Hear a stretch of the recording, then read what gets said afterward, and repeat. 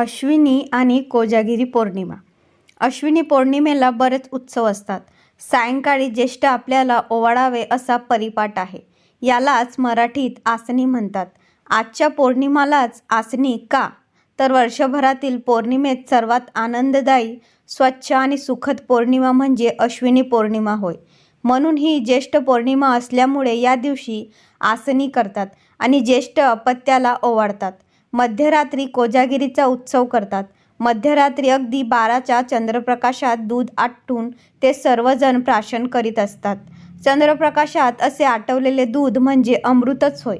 जो कोणी तोपर्यंत जागेल त्याला या अमृताची प्राप्ती होईल, अन्यथा नाही.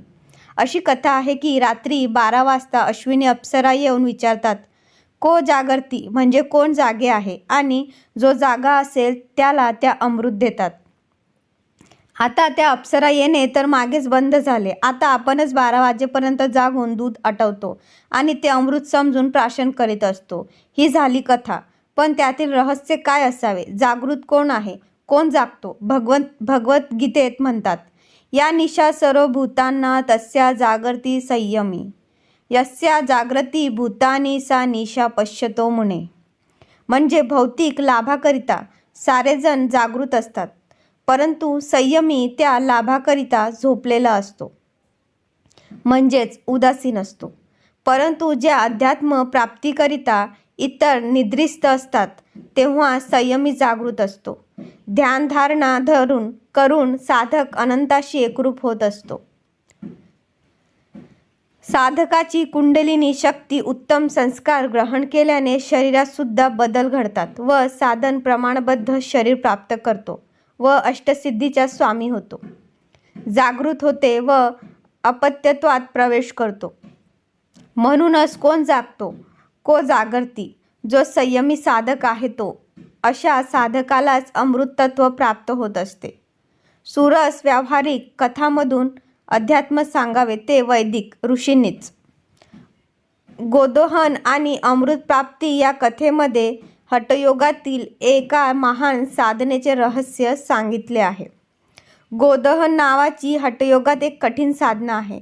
हे गोदोहन म्हणजे गायीची कास दोहून आकंठ दूध पिणे नव्हे. योगी आपल्या जिभेखालील शीर तोडून जीभ ओढून ओढून लांब करतात. नंतर अशी लांब केलेली जीभ उलट करून टाळूतील छिद्रात घालतात आणि शून्यमुखी मुद्रा करून पंचतत्वाचे दोहन करतात. दोन्ही कर्णछिद्रे, दोन्ही नाकपुड्या आणि मुख हाताच्या बोटांनी बंद करून पंचतत्व साधना करायची असते. अशा सततच्या अभ्यासाने साधकांची ग्रंथी म्हणजे ब्रह्मांडातील खालची ग्रंथी स्रावून त्यातून एक प्रकारचा स्राव बाहेर पडतो. त्या स्रावालाच अमृत असे म्हणतात.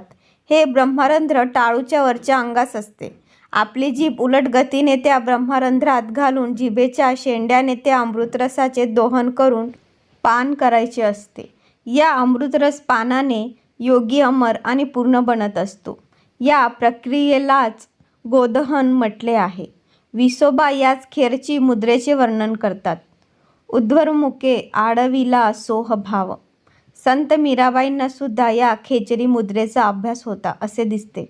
या म्हणतात, उलट भई मोरे नयन की मोही लागी लटक गुरु चरणन की. खेचरी मुद्रेत आणखी एक अनुभव येतो. ब्रह्मांडात प्राण खेचल्यावर पंचतत्वावर एक चंद्रप्रकाशासारखा दिव्य, परमशांत, परम सोज्वळ आणि अमृतमय असा प्रकाश दिसतो. या प्रकाशाचा एक प्रकारचा नाद येतो. त्या दिव्य नादाची बरोबरी कोणालाच भौतिक नाद करू शकत नाही. कित्येक वेळा हा प्रकाश साधकाला चंद्ररूपाने दर्शन देतो, पण तो चंद्र अगदी डोक्याच्या आत असा असतो. म्हणूनच भगवान शिवशंकराच्या डोक्यावर चंद्र दाखविला आहे व कुंडलिनी शक्तीचे द्योतक म्हणून गळ्यात सर्प, कैलास राणा शिवचंद्र मौळी आणि भालीचंद्र असे धरिला, अशी भगवान शंकराची वर्णने आहेत. चंद्रवंशी साधक या शिवपदाची साधना करतो आणि ती पूर्ण साधल्यावर तो स्वतःच भगवान शिव बनतो. शिव भूत्वा शिव यजते. शिवाची उपासना करून शिव बनायचे असते. तीच खरी उपासना होय, अन्य वासना होत. अशा वेळेस ब्रह्मरंध्रातून शुभ्र असा अमृत प्रवाह वाहतो. त्याचे दोहन करून पान करणारा तो जागृत साधक. चंद्रतत्व म्हणजे आपतत्व होय. आपतत्वातील सिद्धीचे साकार दर्शन म्हणजे अप्सरा. त्या अप्सरा विचारतात, को जागर्ती, जो कोणी जागृत असेल त्यालाच हे अमृतपान प्राप्त होते. कालांतराने खेचरी साधना आणि गोदहन लुप्त झाले आणि त्याचे स्मरण ठेवण्याकरता म्हणून 12 वाजताचे चंद्रप्रकाशातील आटवलेले दुग्ध प्राशन करण्याचे परिपाठ सुरू झाले. 12 वाजता चंद्र अगदी डोक्यावरच असतो. खेचरी मुद्रेतील चंद्रसुद्धा असाच अगदी डोक्यावर दिसतो. त्या महान साधनानुभवाने कोजागिरी एक भौतिक स्वरूप होय. पण भौतिक कोजागिरीतील रहस्य जो कोणी समजेल आणि तदनुसार साधना करील त्याला अश्विनी पौर्णिमेच्या मध्यरात्री आटवून तयार केलेले दूध पिण्याची आवश्यकता राहणार नाही. मृत्योर्मा अमृत गमय उपनिषदे सांगतात. लक्ष्मी आणि इंद्र पूजा याच दिवशी मध्यरात्री लक्ष्मीची आणि इंद्राची पूजा करीत असतात. ज्या हट्टयोग्याने गोदहन करून अमृत प्राप्त केली आहे त्याला आता काय कमी आहे. त्याचे लक्ष्मीपूजन म्हणजे विश्वशक्तिरूपी लक्ष्मीचेच पूजन होय. आता तो विश्वव्यापक बनू इच्छितो. ज्ञानेश्वरी माऊली म्हणतात, अवघे विश्वची माझे घर, एसी जयाची मती स्थिर, किंबहुना चराचर स्वयेची जाहला. असल्या साधकाचे हेच लक्ष्मीपूजन असते. त्यांची लक्ष्मी म्हणजे संपन्न नारायण स्मृती होय. नारायणाचे सदैव स्मरण म्हणजेच त्यांची संपन्नता किंवा लक्ष्मीपूजन असते. इंद्र म्हणजे इंद्रियाची नियंत्रक शक्ती.